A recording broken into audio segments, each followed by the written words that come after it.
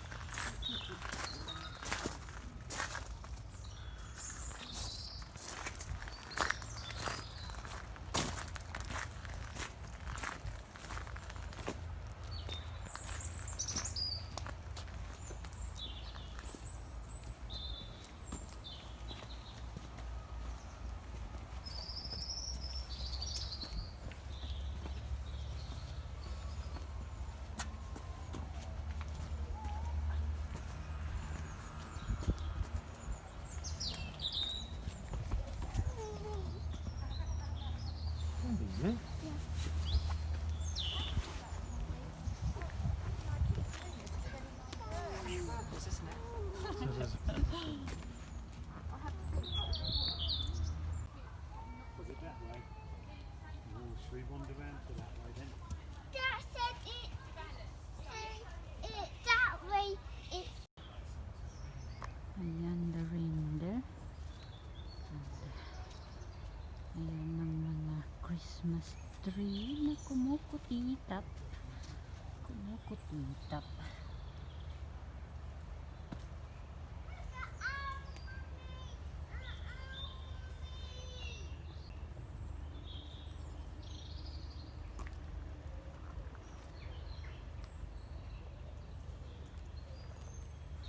Ayan, people need to wear a mask. Oh, there is an owl. The owl is sleeping. No, there's sleep. Yes, he is sleep. The little one say, what did you say? Shh.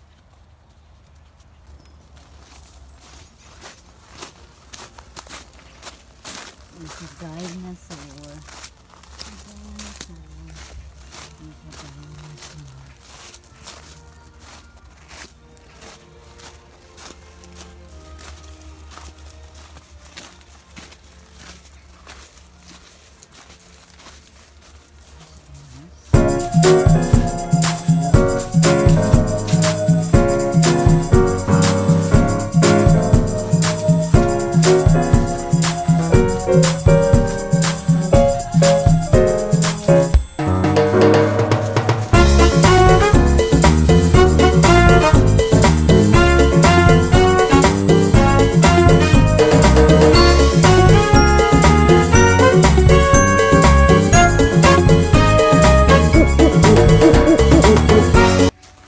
Yeah? Oh, it's a bit wet, isn't it?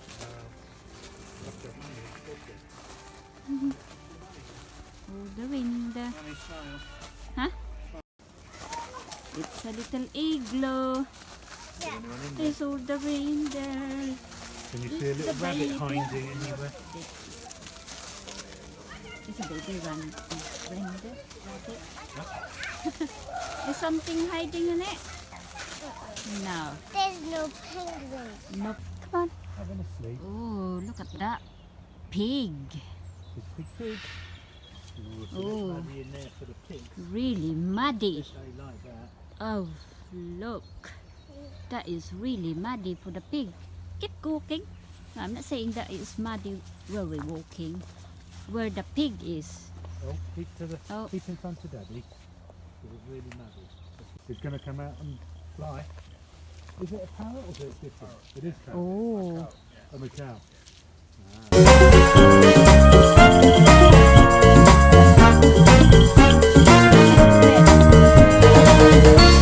Okay.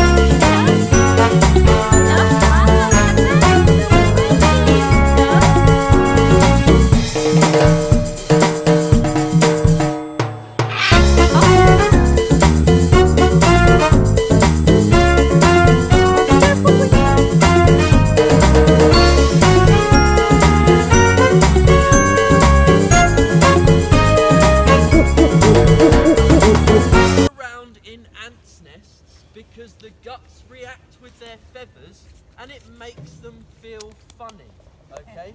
It makes them feel good. We haven't yet seen baldric do that at all. We probably haven't got many ants nests around here. As well as the fact that if you tap into Google, they say that ravens cannot tear through flesh. Now, whoever came up with that statement, we will strip down naked, we'll lock in baldric's aviary, and we'll see if ravens can tear through flesh. Because believe me, when we first got borders, which no one else really understands, you're going to come and bite me, there you are, tap. No one else really understands that we actually used to have to draw straws to get in with baldric. It was that bad. He would be on your head, your legs, your arms. And unfortunately, me being at apprentice stage at that point, I would always end up drawing the shortest straw. So I'd be locked in baldric's aviary. And that is basically how we had to untrain him, because you see, when he comes up to me, he has a tap, he gets bored, realises it's not going to work, and moves away. So you really just have to completely ignore it. Obviously, it is a lot harder than just saying that. But otherwise, we'll do one last little flight with old balders here, and we're going to pop baldric away. Woo. I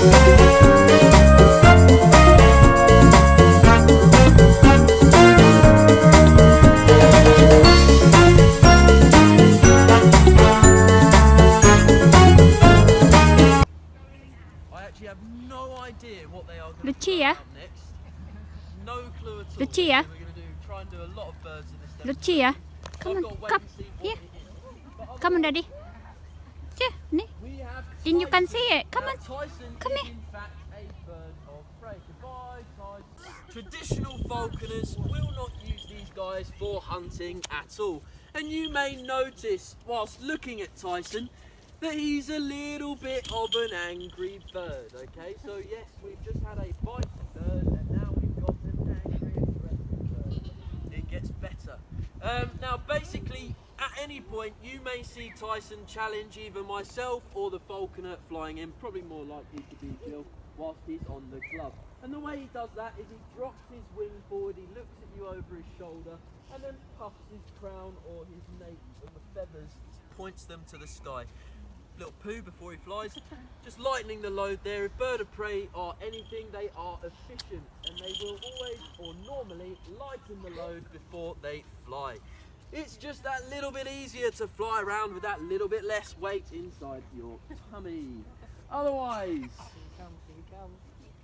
it is rather hard to get these guys soaring because Tyson sees it as a bit more effort or work, rather than flying around perch to perch or perch to glove. Now, reason being is because all Tyson's really thinking about is food. That is our relationship at the end of the day. A very commonly asked question is he got a bit of food? I have some. Are you done? Flying him? Yeah. Oh, you are? Yeah. You want to feed him now? I can, yeah. Yeah. So we're going to talk about the eagle's gait he has. Like literally time how long it takes. If you're squeamish, I would look away. I will mention. Unfortunately, these guys do not eat petals or roses. They do in fact survive off of dead animals or whole animals. So we feed them chicks. We do try and hide it from you as much as possible. I have warned you now. So if you do want to look away, by all means. But he can literally magic one away in under like 3 seconds if you watch his... Has he done it already? No, I'm doing. Some people look a bit concerned. Ground nesting birds generally, and you can just see how powerful he... Now, a lot of places you might see, not all places, but a lot. They tend, okay? He didn't mean to scare you if he scared you a bit there. I'm sure he did it. But yeah, a lot of places do clip these guys' wings so they can't fly around much like this. Now we haven't done so. We like to see Mika behave a little bit closer to what he would behave naturally in the wild, okay? I know. Now please forgive Mika, okay? Because this is probably his 3rd demo before or after lockdown, so he's had a whole month off. He's not too used to flying around people, you see. So we're sort of seeing how it goes and like getting him used to flying around people before we start doing larger demonstrations with him, okay? Now I am about to destroy the myth about a parrot being a good pet. Mika here can possibly chew on skirting boards around your walls, anything and everything, mantelpieces, he will chew right through it, okay?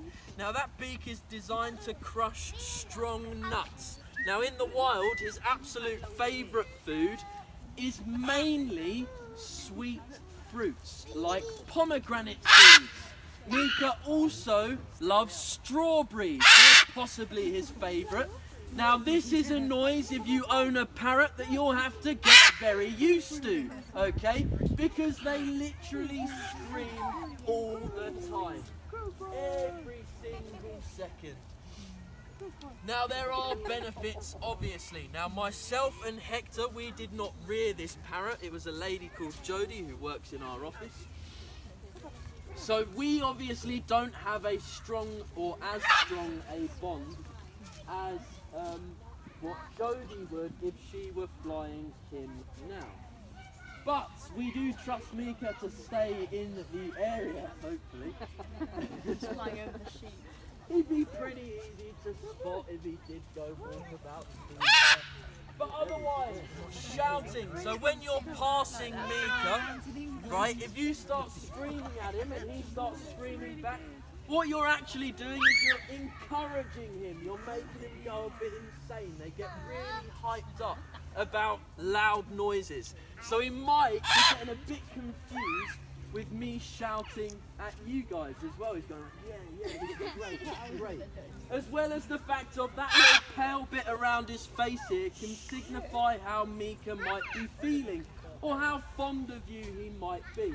So these guys actually sort of blush, to be honest. So it goes a bit of a pinky red if he likes you or if he's fond of you, okay? But we'll probably, I know mate, we'll probably call that Mika's last little nut there or flight. I can't imagine we'll get too much more out of him. Now what I probably will ask you guys to do is if you say goodbye to Mika as he walks out, I'd just like him to start getting into the routine of saying goodbye back. But whether or not he does it, he probably won't. He got hello down, but it's all down to routine. So if everyone keeps going, bye Mika. Bye, Mika. Hopefully one day he'll be like, bye. We'll see what happens. Who knows? We're trying to teach him a little more. Obviously, parrots are very famous for mimicking, which is why he's too fond of us. Because we have a couple birds as well. Like one of our falcons, Merlin his name is, literally flies up there to have a bath on that gentleman's rooftop. And it takes him 20 to 30 minutes to come back. But yeah, otherwise, normally we would get our eagle to soar, or we'd ask him to soar much like Tyson, our buzzard. Now, because he's a bit heftier, it takes a lot more wind and a bit more heatier if it's in the summer months, because these guys will use thermal pockets of air to keep themselves elevated, which are little warm pockets of air that rise, and these guys rise with them, okay? Now obviously it's not very warm today and there's not a strong breeze or a lot of wind, but we still have to exercise our eagle. So we do long flights and Buckbeak just enjoys to fly to that poor gentleman's house across the road. No, we have made up for it now, to be fair. We would go with her, because if you invited me round your house for dinner and I was imprinting my eagle, I'd have to take my baby eagle with me. If I went for a shop round Sainsbury's, our falcon. Now, I have been briefed before this demo that apparently this one might disappear for a little while. So we'll see how it goes. Feel free to leave at any point. I don't expect you to stay here for the next 3 hours whilst we wait for this bird to come back. No, I'm only joking. See, what she's just done is she has just roused, okay, which is shaking the feathers up into perfect alignment, ready for flight.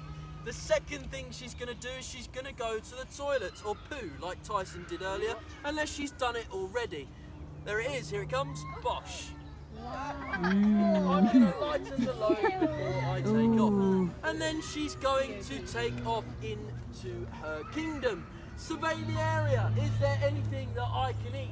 Is there anything that might be there to nick anything? I'm looking for one of my birds. But otherwise, what Hector did there was he said the word ho, which basically means dinner's up. Okay, bit of a weird one. But that is what we call to allow the bird to come in and accept the lure. Tornado did exactly that. She's now mantling over the prey item that she thinks is real.